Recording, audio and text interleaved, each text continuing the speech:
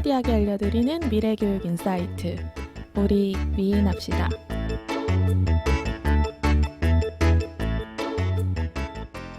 안녕하세요. 저는 교육공학계의 차기 셀럽 윤성혜입니다. 안녕하세요. 저는 크리에이터 장지은입니다. 안녕하세요. 저는 핵인싸 이면진입니다. 안녕하세요. 저는 요정 임지영입니다. 오. 아니 저희가 원래 저녁에 주로 만나서 녹음을 하다가 오늘 되게 새벽같이 이른 시간에 만나서 스튜디오가 여기 오픈하는 시간에 맞춰서 저희가 모였습니다.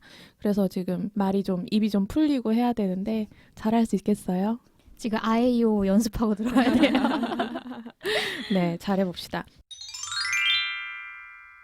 저희 오늘 이야기 나눌 주제는 미래 직업에 대한 이야기를 좀 해보려고 합니다. 사실 저희가 다른 에피소드에서도 계속해서 우리 사회가 빠르게 변하고 있다, 변화하는 기술들 이런 것들에 대한 공감대는 좀 많이 이야기를 나눠봤었는데요.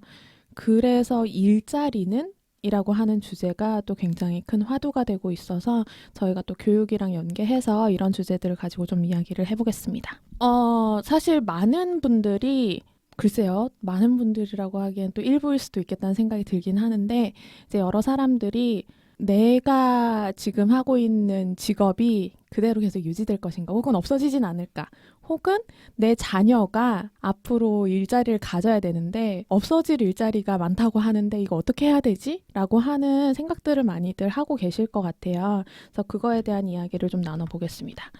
미래 직업의 어떤 그런 변화들을 이끌고 있는 원인들이 좀 다양하게 있죠. 뭐가 있을까요? 일단 두 가지 방향에 대해서 요즘에 많이 얘기를 하는 것 같은데 일단 첫 번째는 인구 구조가 변화하고 있다는 거.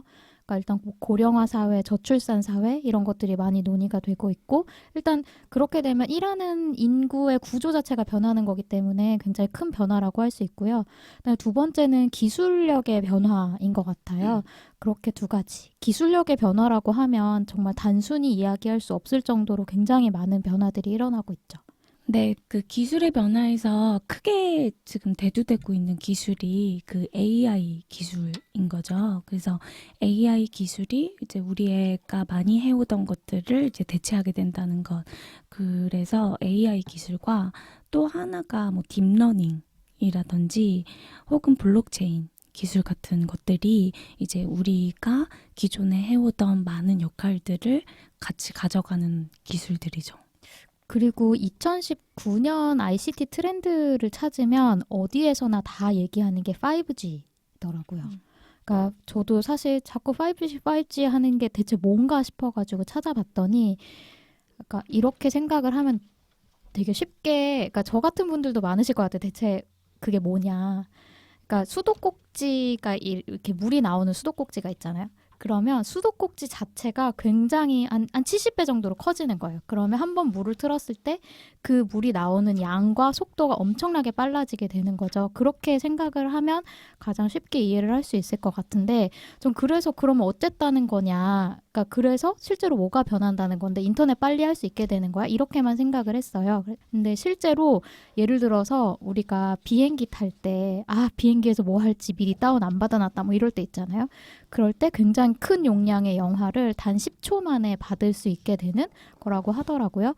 그리고 더 큰 변화는 사실 그런 거 자체를 다운받을 필요가 없어진대요.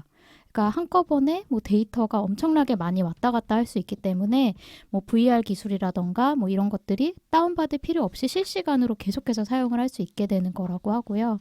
그 5G 덕분에 또 등장할 수 있는 새로운 기술이 자율주행 자동차라고 하더라고요. 이게 지금 뭐 몇 년 전부터 해서 정말 큰 화두가 되고 있는데 자율주행 자동차 같은 경우에는 실제로 운행을 하는 중에 그다음에 뭐 아까 운행을 하는 중에 왔다 갔다 해야 되는 그러니까 그 지금 차가 달리고 있는 정보라던가 그곳의 정보라던가 굉장히 많은 정보들이 왔다 갔다 실시간으로 해야 되는데 그런 것들을 다 가능하게 해주는 기술이 5G이기 때문에 이제 그런 변화들이 지금 일어나고 있다고 할 수 있습니다.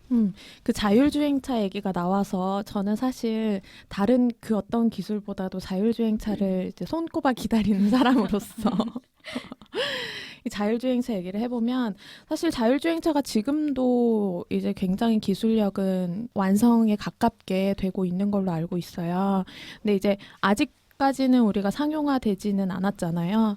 근데 이 자율주행차가 상용화되는 시점들을 사실 여러 사람들이 좀 다양하게 예측을 하고 있는데, 물론 뭐 미래 예측은 누가 맞을지는 모르겠지만, 제가 읽은 것 중에 하나는 이 자율주행차가 전면적으로 이제 상용화되는 시점을 미국은 2023년, 한국은 2025년 이렇게 보는 사람들도 있더라고요. 그렇게 되면은 사실은 이제 곧 2019년이니까 6년 남은 거죠.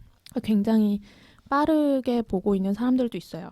근데 이제 자율주행차가 이렇게 상용화가 되고 나면 굉장히 도미노처럼 많은 직업들이 달라지거든요. 그러니까 당연히 예측할 수 있는 부분들은 운전을 하는 직종들이 굉장히 많이 사라질 거고, 그래서 뭐 택시 운전사라든지 뭐 배달과 관련된 일들, 특히나 뭐 드론까지도 이제 활성화가 되면 배달 관련한 일들도 굉장히 많이 달라지겠죠. 근데 제가 또 책을 읽다 보니까 생각지 못했던 부분들까지도 이제 연쇄적으로 영향을 받더라고요. 자율주행차가 이제 기술력이 좋아지게 되면, 사실 기술력이 좋아지는 속도는 굉장히 빠르기 때문에 자율주행차가 이제 거의 기술이 완벽해지면 사고가 이제 안 나는 거예요. 인간이 이제 운전을 할 때는 실수로 인해서 사고가 날 수 있는데, 자율주행차가 완벽한 기술이 되면 이제 사고가 전혀 나지를 않게 되면 보험과 관련된 모든 직업들이 또 달라질 수 있는 거고, 없어질 수도 있는 것이고, 그리고 뭐 자동차를 수리하는 일들, 이런 것들도 굉장히 많이 축소되고 뭐 이렇게까지도 보고 있더라고요.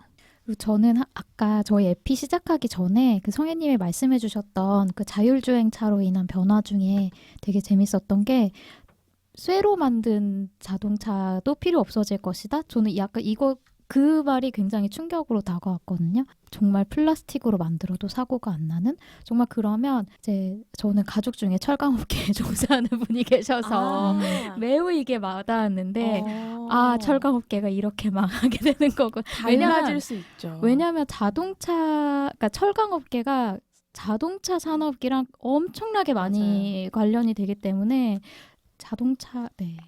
정말 변하겠구나. 이게 철 얘기가 왜 나온 거냐면, 사고가 안 나게 되면 자동차를 철로 만들 필요가 없다고 하더라고요. 그러니까 자동차를 철이라는 소재로 만들게 되는 게 이제 혹시 사고가 났을 때 사람을 보호할 수 있어야 되니까 그런 튼튼한 소재로 만드는 건데, 사고가 전혀 안 나면 철을 쓸 필요가 전혀 없게 되고, 그렇게 되면 훨씬 더 가벼운 뭐 플라스틱이라든지 알루미늄이라든지 이런 걸로 차를 만들게 된다고 하더라고요. 그러면 이제 에너지 효율이 훨씬 더 좋아질 수가 있는 거고, 그러면 이제 기름으로 차를 굳이 이렇게 할 필요가 없이 그냥 배터리 잠깐 충전해가지고 전기로 이렇게 차를 만들게 될 것이다. 뭐 이런 전망도 있어서 그런 얘기가 이제 나왔던 거고요. 여러 가지 이런 직업의 지형도를 바꾸고 있죠. 이런 기술들이. 또 다른 사례들이 있을까요? 이 기술을 딱 두 가지 키워드를 정리를 하면, 그러니까 많은 전문가들이 두 가지 키워드를 정리를 하더라고요. 하나가 뭐냐면 자동화이고 또 하나가 초연결성이거든요. 근데 지금 이 말씀하신 부분은 자동화 부분인 거예요. 근데 이 자동화 부분이 사람들이 무서워하는 거가, 사람들이 단순 노동을 대체하는 거다 이렇게 처음에 생각했었던 거예요. 그래서 뭐 포장하고 뭐 하고 막 이렇게 단순 노동들을 그렇게 대체할 수 있으면 이제 단순 노동을 하는 그런 직업은 없어지겠다 이렇게 생각했는데, 사실 운전은 단순 노동이 아니거든요. 그 운전을 하는 동안에 굉장히 인지적으로 여러 가지 능력이 요구되기도 하고, 실제로 뭐 지도도 봐야 되고, 그다음에 주변도 둘러봐야 되고, 운전에도 어떤 특별한 기술이 있고 또 숙련이 돼야 되고 하는 것들이 많이 있는데, 그런 것들을 대체하게 되고, 심지어는 우리가 창의적이다 라고 불렀었던 뭐 디자이너라든지 이런 창의적인 역량을 요구하는 그런 직업들까지도 이제는 이 자동화 시스템, 딥러닝 시스템 같은 것들로 이것이 완성되다 보니까 우리가 이렇게까지? 이런 생각을 갖게 되는 거죠. 맞아요. 최근에 다른 사례 물어보셨으니까 디자인 얘기를 좀 하고 싶은데, 최근에 막 AI가 디자인한 사례들이 많이 나오고 있잖아요. 근데 어제도 보니까 네이버 일면에 AI가 디자인한 티셔츠가 계속 떠 있었는데 저는 너무 제 취향이더라고요. 하나 사시려고요? 저는 너무 예쁘더라고요. 물론 그 디자인 회사 자체가 제가 조금 좋아하는 디자이너들이 운영하는 회사기는 한데 어쨌든 이게 산출 자체가 평균 이상으로 해버리니까 이게 사람들이 좀 위기감을 느끼는 것 같아요. 맞아요. 그리고 또 이제 4차 산업혁명과 관련된 기술 중에 하나가 3D 프린터죠. 이 3D 프린터 같은 경우에는 사실 우리가 막 문서 같은 거 그냥 이메일로 주고받고 프린트된 문서를 주고받는 경우는 이제 굉장히 많이 줄었잖아요. 그냥 이메일에 첨부해서 보내면 필요하면 알아서 집에서 각자 출력을 하는데 이제 3D 프린터가 그 정도 수준으로 상용화가 되면 뭔가 이렇게 뭐 무거운 완제품을 배송할 필요도 없이 그냥 첨부해서 보내면 거기에서 출력해서 쓰면 되는 약간 이런 상황들이 또 될 수가 있어서 제가 읽은 책에서는 어떤 전망을 하냐면 킹코스 같은 그 지금 프린트해주는 소매 그 상들이 많잖아요. 이제 그런 것들이 3D 프린터 소매상들이 많아질 것이다. 그러면 뭔가 이렇게 제품을 멀리서 이렇게 쉬핑해서 배송 받을 필요 없이 그냥 파일만 받아서 근처에 있는 그런 킹코스 같은 데 가서 출력해서 쓰면 되는 약간 그런 상황까지도 예측을 하고 있더라고요. 그런데 3D 프린터는 사실 의외로 우리가 지금 알고 있는 뭐 무인 자동차라든지 이런 기술은 진짜 현실 있는 기술이잖아요. 이제 상용화를 앞두고 있는 기술이잖아요. 근데 3D 프린터에 대한 전망은 아직 현실 자체가 그 수준에 전혀 못 미치는 수준이기는 해요. 그래서 완성도도 아직 많이 떨어지고 가격도 아직 너무 많이 비싸고 일단은 첫 번째로 완성도 측면에서 너무 많이 떨어지고 시간도 아주 많이 오래 걸리고 프린팅을 하는데 아주 작은 장난감 하나 프린팅 하는데도 앉아서 몇 시간을 기다려야 하니까. 근데 3D 프린터도 만약에 정말로 이것이 많이 발전하게 된다면 아까 성혜님이 말씀하신 것처럼 뭐 집안에 프린터기 한 대씩 다 있고 이제는 물건을 사는 게 아니라 물건을 선택하면 거기 3D 프린터기에서 물건이 나오는 뭐 이런 그림들을 많은 사람들이 예측하고 그리기는 하더라고요. 근데 현재 3D 프린터의 기술은 아직 거기까지 가기에는 꽤 많은 시간이 걸릴 것 같아요. 근데 제가 사실 이번 에피를 준비하다가 우연히 2008년이 아니라 1998년? 잠깐만요. 지금이 2018년이죠. 아침이라 멘붕이 왔는데. 그러니까 20년 전에 어떤 저널에서 20년 후의 교육은 어떻게 될 것인가라는 시리즈물 같은 걸 특별편을 발표한 걸 봤어요. 우연히 찾게 됐는데 근데 거기서 예측했던 굉장히 많은 것들이 이미 다 실현이 됐거나 아니면 그 이상으로 실현이 됐더라고요. 그러니까 그거를 보면서 그러니까 지금 제가 예측하고 있는 이 기술의 발전, 그다음에 이 사회의 발전이 뭐 정말 5년 후가 다르게 정말 저의 상상을 뛰어넘겠구나 이런 게 정말 와닿는 순간이었던 것 같아요. 맞아요. 저 프린터 얘기하니까 하나 더 얘기하고 싶은 게 생각났어요. 요즘에 회로가 다 프린터로 나오거든요. 그래서 그것도 정말 신기하게 옛날에는 막 PCB에다가 그걸 막 부식시키고 막 이렇게 해가지고 막 그걸 만들고 되게 오랜 시간이 걸려서 그런 회로를 만들었는데 요즘에는 심지어 진짜 이제 팔기까지 하더라고요. 그래서 제가 찾아서 들어가 봤더니 그 프린터기가 따로 필요 없어요. 그냥 우리가 집에서 쓰는 그 프린터기 있잖아요. 그거를 쓸 수 있고요. 기종도 되게 많아요. 그래서 사용 가능한 기종이 그래서 뭐만 사면 되냐면 잉크만 사면 돼요.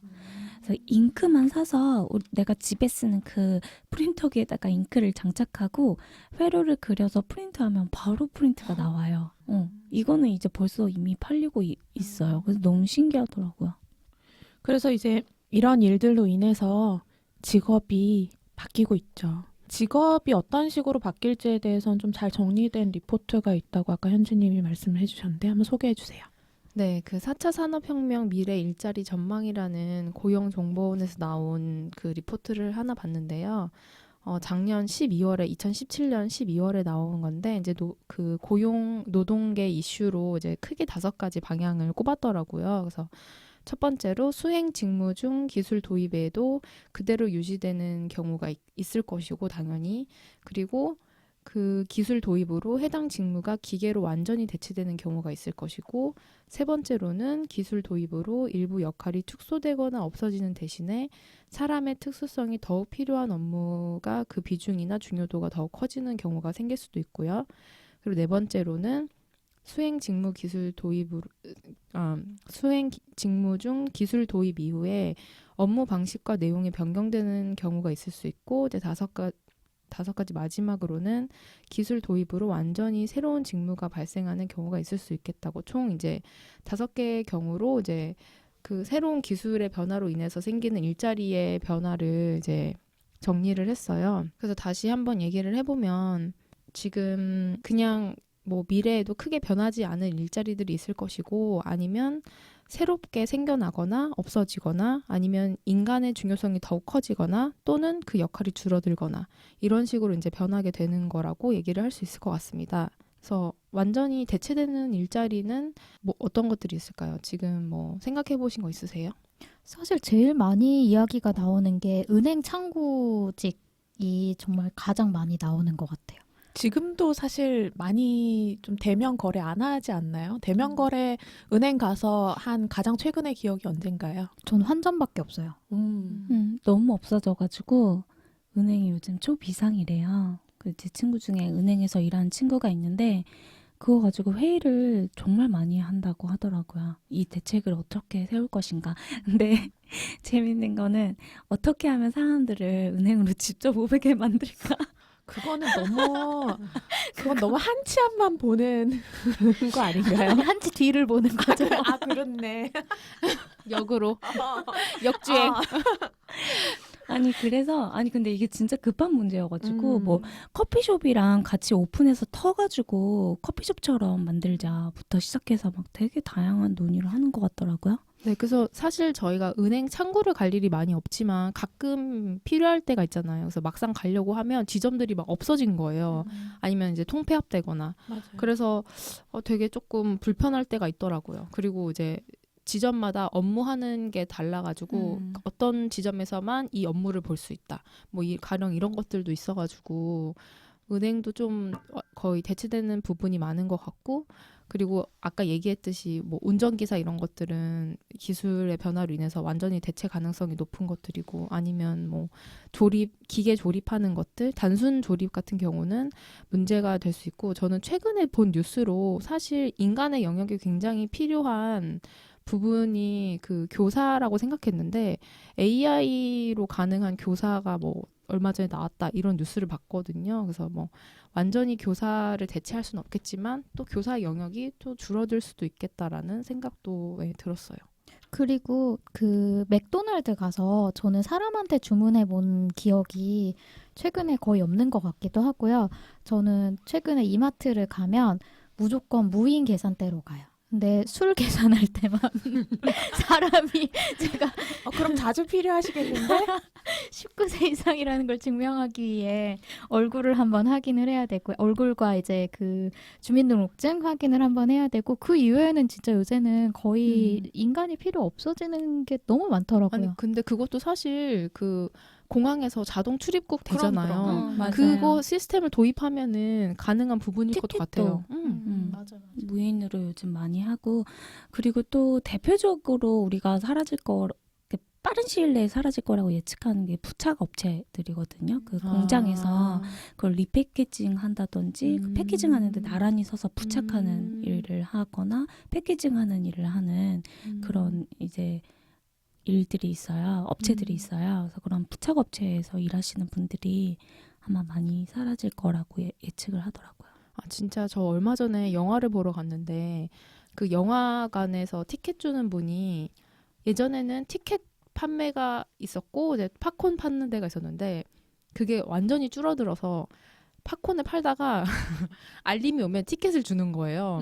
그게 되게 좀 놀라웠어요. 근데 제가 또 작년이 아니구나. 올해 샌프란시스코에 여행을 했는데, 올 여름에 거기 샌프란시스코 어느 그 건물 안에 로봇이 그 커피를 그 에스프레소 기계를 내려서 그 주는 그런 게 있었거든요. 그거 되게 신기했어요. 그래서 이제 카페도 다 그 무인으로 대체될 수 있겠다. 근데 그 로봇은 아이스는 못 하더라고요. 한만 가능했는데 아직 기술력이 아이스까지는 안 왔나 봐요. 그것도 너무 웃겨. 아니 인간과 상생하기 위해서 아이스는 안 해주는 거 아닐까? 할 수 옆에서 있는데 사람은 아이스만 하는 거야. 아니 그래서 아예 그냥 거기는 한만 팔 수 있도록 되어 있었어요. 그냥 아. 그 한 그 부스처럼. 아무튼 네. 웃긴다. 그래서 이제 사실은 그래서 많은 분들이 이런 것들을 좀 민감하게 받아들이시는 분들은 이제 대규모 실업이 예고된 것이 아닌가라고 하는 걱정들을 많이들 하고 계시죠. 실제로 실업률이 이제 높아질 거라는 전망은 많이들 있는 것 같아요. 제가 이 통계를 하나 물론 예측치기는 하지만 찾아봤는데 이제 지금처럼 이렇게 계속 세계화되고 기술이 가속화되고 이렇게 되는 경우에 2020년, 2030년, 2040년, 2050년이 되면 실업률이 얼마나 증가할 것인가라고 하는 예측치예요. 그랬더니 2020년에 11%, 그 다음에 2030년에 16%, 2040년에 20%, 2050년에 24% 이런 식으로 계속해서 실업률이 증가할 것이다 라고 하는 예측이 있기는 합니다. 어떻게 보세요? 실업률이 높아진다는 것에 대해서. 근데 그러니까 실업률이 높아진다는 것에 대해서 또 한편으로는 그만큼 인구 출생률이 줄어들고 있어가지고 그게 상쇄되지 않을까. 그러니까 뉴스 미디어에서 요즘 되게 그 취업률, 고용률 이런 걸로 되게 약간 좀 정치적인 프레임도 많이 가져가는데 한편으로는 신규 고용 창출의 그 비율이 굉장히 많이 줄어들고 있다라고 말은 하지만 사실 그만큼 저출산이 진행되고 있어서 그걸 정말 과학적으로 데이터를 비교해 보면 그렇게 뭐 과거와 큰 차이가 없다 이런 얘기도 있긴 하더라고요. 그래서 어떻게 될지 모르겠지만 그 미래의 많은 부분이 기계가 대체할 것이라고는 생각이 드는데 또 그만큼 인간만이 할 수 있는 직업들이 또 새로 창출되지 않을까라는 생각도 들어요. 맞아요. 그래서 중요한 거는 사실은 이제 실업이 되니까 우리가 뭐 기술 발전을 늦추자 뭐 이런 식으로 갈 수는 없는 거잖아요. 그러니까 기술이 굉장히 단순한 노동들 그리고 뭐 사실은 이제 단순하지 않은 것까지도 대체하고 있는 이 흐름은 사실은 거스를 수가 없기 때문에 정말로 이 기계가 하지 못하는 영역들을 찾고 그런 역량들을 개발해 나가고 이런 노력들은 사실은 해야 되는 것 같아요.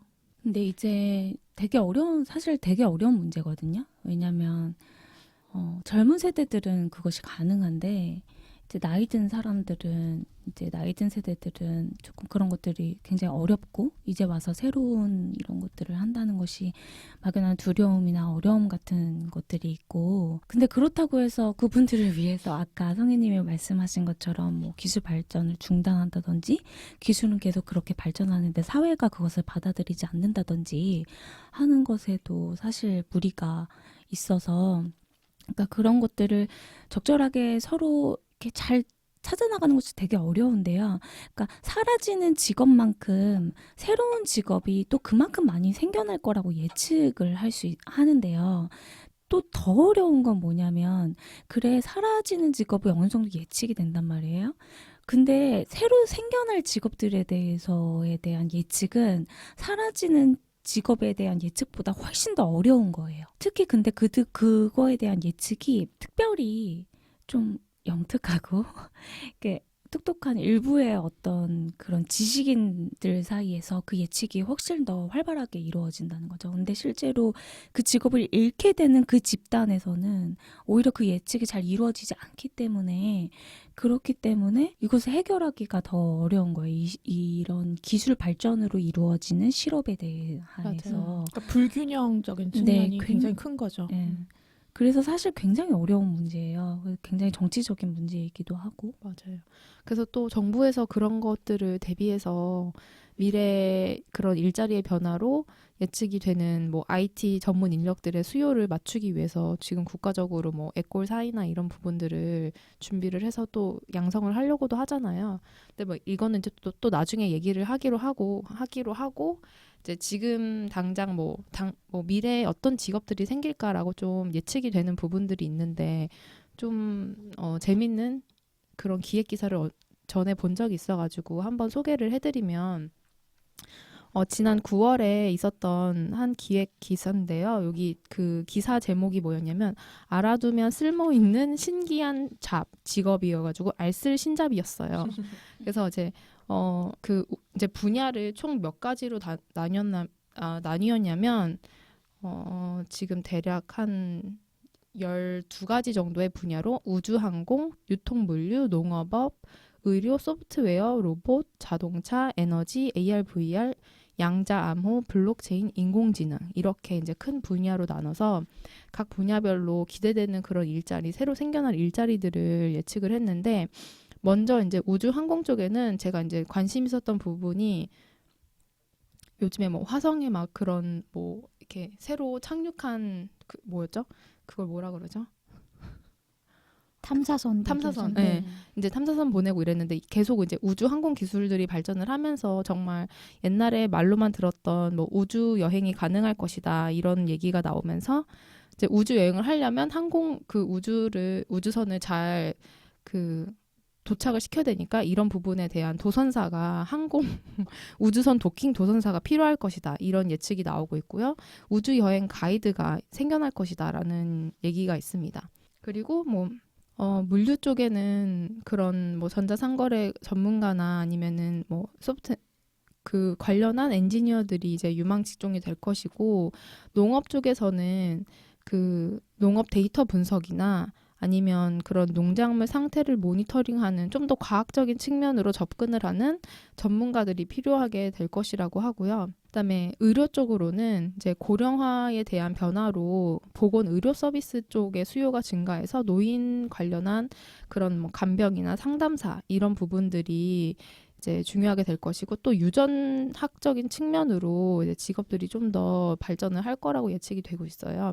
그리고 소프트웨어 측면으로는 많이들 알고 계시는 뭐 빅데이터 큐레이팅 전문가나 아니면 클라우드 기반의 그런 전문가, 클라우드 기반 업무 설계자 이런 부분들의 수요가 이제 점점 커나가게 될 것이고 사실 지금 제가 다니는 회사에서도 이런 부분을 어떻게 하면 좋을지 디지털 트랜스포메이션 이런 부분으로 좀 전략을 이제 짜려고 하고 있는데 사실 지금 현재 저희들이 되게 디지털화에 아무래도 뒤처지다 보니까 이런 부분에 대한 전문 지식이 없어서 정말 필요한 전략을 세우질 못하는 부분이 있는 거예요. 그래서 또 외부 전문가들한테 자문을 받기도 하고 근데 그 외부 자문이 맞게 하는지도 사실 잘 모르겠고 그런 어려움이 있지만 아무튼 이제 그렇게 사회는 지금 변화하고 있고요. 그리고 이제 로봇에 대한 부분도 이제 좀 많이 변하게 되는데 사실 로봇은 인간이랑 굉장히 다른 게 인간의 그런 복잡 다변한 심리를 읽지 못할 것이다라는 부분이 가장 인간하고 차별되는 부분인데 그런 거를 바꾸기 위해서 뭐 로봇 심리학자라는 직업들이 나올 수도 있고요. 또 이제 그런 로봇이나 드론이 공연을 하는 예전에 이번에 올해 평창 올림픽에서 드론이 정말 수천 대가 하늘을 수놓았을 때 엄청나게 멋있었잖아요. 근데 그거를 한 명의 엔지니어가 다 했다고 하더라고요. 이제 그런 물론 이제 어떻게 포메이션이 할지 이런 것들은 다른 많은 사람들과 기획을 했겠지만 이제 그런 부분에 있어서 퍼포먼스를 기획하는 직업들이 생겨날 수 있을 것이고 좀 얘기가 점점 길어지는데 여기서 많은 분들이 좀 궁금해하실 부분이 아무래도 블록체인 부분이 아닐까. 그래서 블록체인이 정말 상용화가 많이 된다면 주식처럼 이제 정말 제대로 된 애널리스트들이 나올 수도 있고 아니면은 뭐 자산 감정이나 이런 부분도 생겨날 수 있다라고 합니다. 근데 저는 사실 그런 예측들이 의미 있다고는 생각하거든요. 근데 한 가지 이제 경계해야 되겠다라고 생각하는 부분들은 이런 거죠. 이제 예를 들어서 학부모 입장인데 우리 애가 중학생이에요. 그런데 이제 미래 일자리가 막 달라진다고 하니까 뭐가 유망할지를 막 이렇게 찾아보고 그러면 너는 이제 뭐 그런 뭐 블록체인 애널리스트가 되렴 이렇게 하는 식의 진로 지도는 저는 경계했으면 좋겠어요. 왜냐하면 그 중고등학생들이 대학을 졸업할 시점에 여전히 유망할 것인가? 결코 그렇지 또 않다고 모르죠. 보거든요. 그쵸. 저는 결코 그렇지 않다고 봐요. 물론 그럴 수도 있지. 그렇기 때문에 저는 좀 그 미래 얘기를 할 때, 미래의 직업 이런 얘기를 할 때 저는 한 가지 좀 조심해야 되는 부분은 그런 거라고 생각해요. 미래에 대해서 우리가 예상해보고 대처할 수는 있지만 그걸 가지고 우리가 뭔가 점쟁이처럼 그래서 우리 애 뭐 하죠? 이런 식의 접근으로는 저는 안 갔으면 좋겠다. 개인적인 생각입니다. 맞아요. 갑자기 요즘 핫한 드라마 스카이캐슬이 생각이 나면서 맨날 거기서 우리 애서 서울의대 가야 서울의대. 된다고. 근데 너무 놀라운 게 지금 의사가 사라지는 직종 중에 하나죠. 맞아요. 근데 그렇게 또 의사의 목을 매는. 스카이캐슬에서는 그렇게 의대를 꼭 가야 된다면서요. 아 근데 너무 재밌어.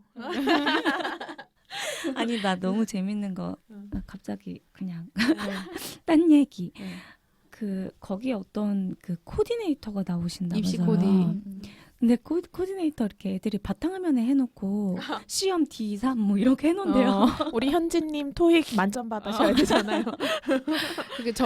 계속 스스로한테 그 주문을 걸고 있어요. 그 어. 코디네이터의 빙의해가지고. 그러니까 음. 그 토익 만점 받아야 되는데요라고 생각하면서 이제 부금으로 Be All Right 하는 거죠. 거기 드라마 OST를 틀면서 논문을 제가 노래 부르신 거예요? 얼마 전에 논문을 끝냈는데 막판에 너무 속도가 안 나갈 때 그 BGM을 깔면서 그럼 논문을 썼다는. 그럼요. 효율을 높이는 너무 딴 얘기네요. 근데 이제 이런 전망도 제가 봤어요. 그러니까 이게 실업에 대해서 걱정을 하는 거랑 다르게 이거는 좀 너무 이제 낙관적이고 긍정적인 전망일 수도 있는데 이제 앞으로는 생계를 유지하기 위해서 일할 필요가 없다라고 하는 전망도 있어요. 그러니까 그거를 이제 근거로 얘기를 할 수 있는 게 뭐냐면 우리가 18세기에는 97% 이제 미국 기준이에요.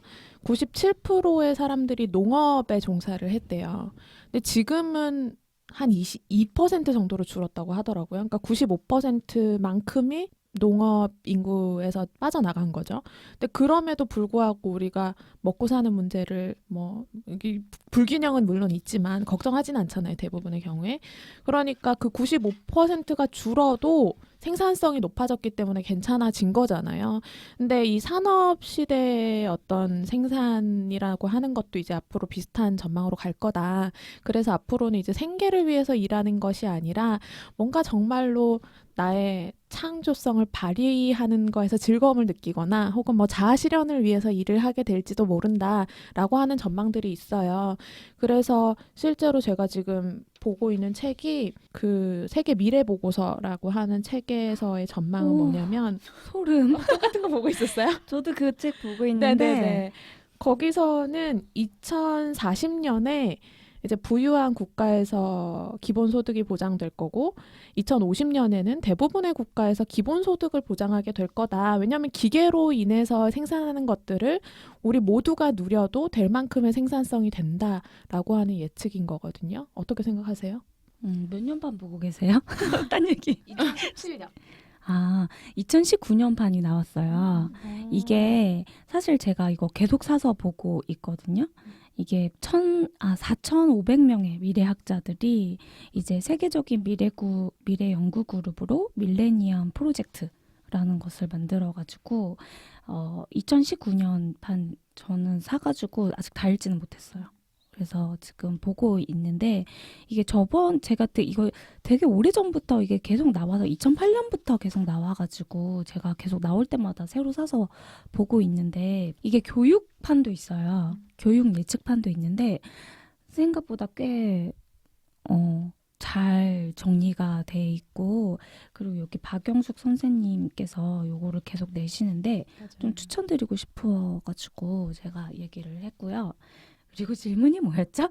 그러니까 기본소득, 그러니까 생계를 위한 일들이 아니라 이제는 뭔가 자아 실현을 위해서 우리가 일을 하게 되지 않을까라고 하는 전망도 있다라고 하는 거죠. 그러니까 실업을 너무너무 이렇게 걱정할 필요는 없다라고 하는 오히려 그런 아이디어도 있다는 겁니다. 근데 저는 그렇게 될 것이다라는 데는 굉장히 동의하는데 다만 한 가지 좀 짚고 넘어가고 싶은 부분은 미래가 그렇게 될 것이라고 해서 뭐 진통이 없을 것이다를 절대로 정말 그렇게 가정하는 건 절대 아니고 분명히 진통은 엄청나게 크게 있을 것 같아요. 그러니까 지금도 사실 많죠. 그죠. 엄청 많죠. 근데 아까 말씀하셨던 산업사회, 그러니까 18세기 사회가 20세기 사회로 변했을 때 겪은 진통보다 더 클 거라고는 생각을 하고 있어요. 근데 다만 그런 미래는 분명히 올 것이고 저는 오히려 40년보다 더 일찍 올 수도 있다고 생각을 하고 있어요.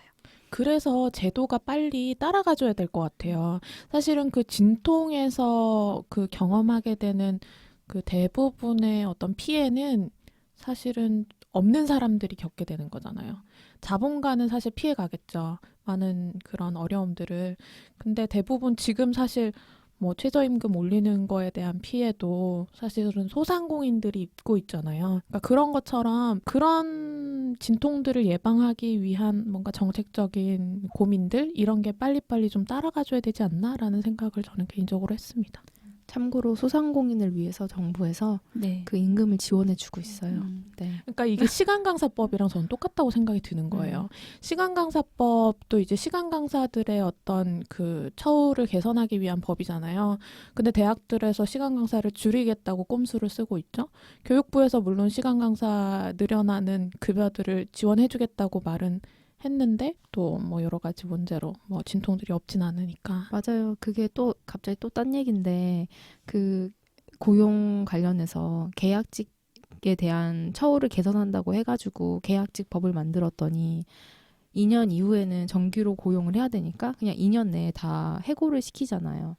그런 부분들이 사실 그런 명과 암이 늘 존재를 하는 것 같은데 네, 결론은 나라가 부자가 돼가지고 소득이 노동이 필요 없는 상태가 되면 얼마나 좋을까요? 천연 자원이 나와서 그냥 가만히 안 해도 그럼 가쁜 통일 이런 건가? 아니, 통일도 중요하고 사실 제가 전에 두바이를 갔을 때 느꼈던 것 중에 하나가 두바이 내 정말 두바이 나라의 그러니까 뭐 아랍에미리트 국가의 그 국민은 노동을 하지 않는데요. 왜냐하면 일단 기본적으로 나라에서 기름을 팔아서 돈이 많고 노동력이 필요한 부분은 외국인 노동자를 사용해서 그러니까 거기 나라의 실제 국민들은 대부분 왕족이나 다름이 없어서 노동을 하지 않는다고 하더라고요. 언젠가 우리나라도 뭐 그런 외국인 노동자가 할 수 있는 부분들은 기계로 대체를 하고 네 다들 행복하게 살았으면 좋겠습니다. 근데 그죠? 저는 사실 일부는 동의하고 일부는 동의하지 않는데 제가 일단 동의하지 않는 부분은 생계 유지 부분은 우리가 되게 이렇게 쉽고 가볍게 논의할 수 있는 부분이 아니라고 생각해요. 예측할 수 있는 부분도 아니고 이제 다 먹고 살기 위해서 일할 필요 없어 라고 하는 것은 좀 비약이 아주 심한 것 같아요. 근데 동의하는 부분은 또 어떤 부분이 있냐면 사람들이 의식이 이제는 어떻게 하면 내가 행복할까? 어떻게 하면 내가 좋아하는 일을 하면서 살 수 있을까? 내가 어떤 일을 할 때 가장 만족감을 느끼고 그 일을 하면서 내가 어떻게 하면 돈을 벌 수 있을까를 고민하기 시작했다는 생각이 많이 들고 특히 요즘 대학생들이 그것에 대한 의식이 매우 높아요.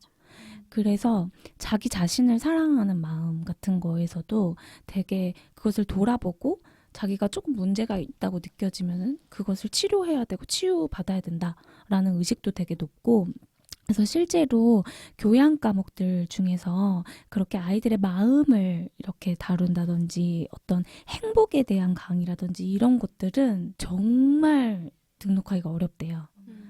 그래서 막 애들이 다 그거를 성공했는지 실패했는지 막 이런 얘기 나누는 것도 제가 본 적이 있어요. 그래서 그 얘기를 나누고 있길래 제가 너무 재밌어가지고 막 꼬치꼬치해서 막 물어봤거든요. 그래서 그 수업이 뭔데? 막 왜 그렇게 인기가 있는데? 막 이랬더니 그런 수업이더라고요. 근데 그런 류의 수업들이 다 인기가 많대요. 애들이 자리가 없어서 못 듣는다고 하더라고요. 그래서 실제로 막 이렇게 팀 프로젝트 같은 것들을 시켜봐도 애들이 그런 의식 자체가 되게 많이 높아졌다는 생각이 요즘 많이 들어요. 저도 그게 진짜 중요하다고 생각을 해요. 그 스카이캐슬도 보다 보면 되게 저는 그런 식의 부모 욕심은 너무 경계해야 된다고 생각하거든요. 그러니까 이 직업, 미래 직업에 대해서 논의하는 것도 마찬가지예요. 미래에 뭐가 유망할 거니까 너 그거 해야 돼. 이런 접근이 아니라 정말로 나의 내면을 돌아보는, 내가 뭘 할 때 행복한 사람인가를 돌아보는 게 진짜 중요하다고 생각을 하고, 딴소리로 넘어갔나요, 저희? 네. 네, 그래서 그런 거가 오히려 앞으로의 뭐 직업 교육, 뭐 진로 교육 이런 거에 방향이 돼야 되지 않나 저희 개인적인 생각입니다. 네.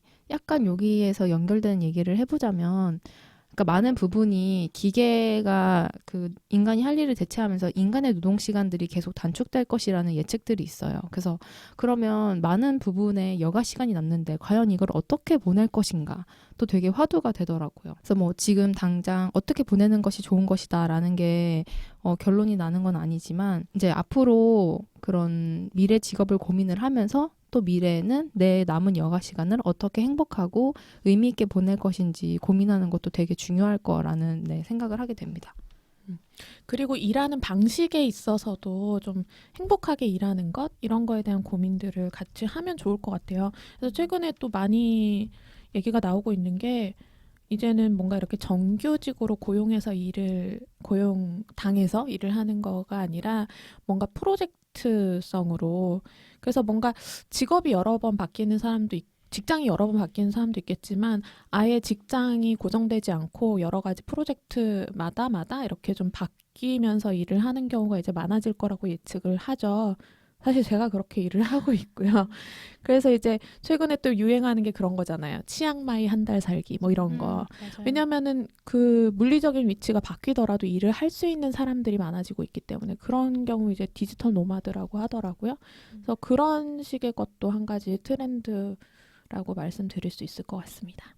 성희님 가시면 안 돼요. 여기 녹음은 우리가 한 그쵸. 자리에서 그래서 제가 치앙마이를 한 달을 못 되니까. 가고 일주일 다녀올 거거든요. 아니, 저희가 다 같이 치앙마이에 가서 거기에 녹음실 다 같이 있는 한 달 찾아볼까? 살자. 다 같이 한다. 아, 저희 우리 그럼 직장 그만두고 파도 소리랑 같이 녹음되는 거예요? 괜찮다. 치앙마이 근데 바다가 있어? 몰라. 안 가봐서 모르겠어. 저도 안 가봐도 아직 안 몰라. 가. 바다 있는 것 같진 나는 않던데요. 동남아면 다 바다 있는 줄. 저희 오늘 너무 딴소리 하는 거 아니야? 아니 가버릴 것처럼 얘기하길래 아니야. 한 달 못 가고요. 딱 일주일 있다 오겠습니다. 네네. 맞춰서 돌아오세요. 예. 그래서 이제 그 직업에 대한 이야기를 쭉 해봤는데 마지막으로 좀 우리가 어떤 부분들을 또 놓치지 않아야 될까 이런 거 간단하게 좀 얘기 더 할 거 있으면 하고 마무리를 합시다. 뭐 얘기 더 할 거 있으신가요? 저 하나 이게 길어지지 않게 지금 주의하려고 하는데요. 제가 어제 오늘 에피를 준비하면서 친구랑 이제 미래 직업에 대해서 얘기를 했어요. 근데 저는 약간 40년 전 할아버지와 얘기를 하는 기분을 들었는데 이 친구는 일단 제조업에 종사하고 있는 친구예요.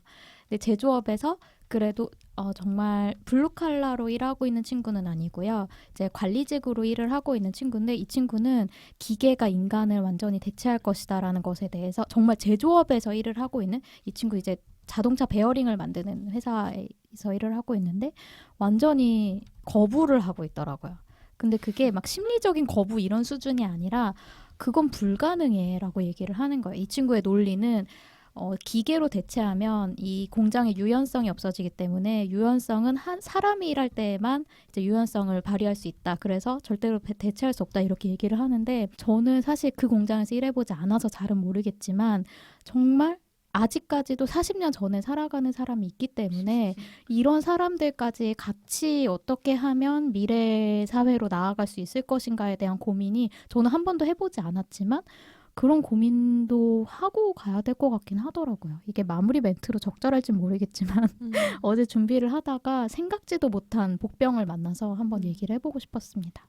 그리고 저희는 어찌됐건 다 교육을 하는 사람들이니까 그런 어떤 변화하는 사회에 잘 적응할 수 있는 교육적인 측면도 저희가 고민해야 되는 문제인 것 같아요. 그게 이제 어린 아이들이건 혹은 이제 나이가 많은 사람이건 재교육의 측면에서도 그런 부분들을 저희가 고민해야 되는 부분이 아닐까 싶습니다.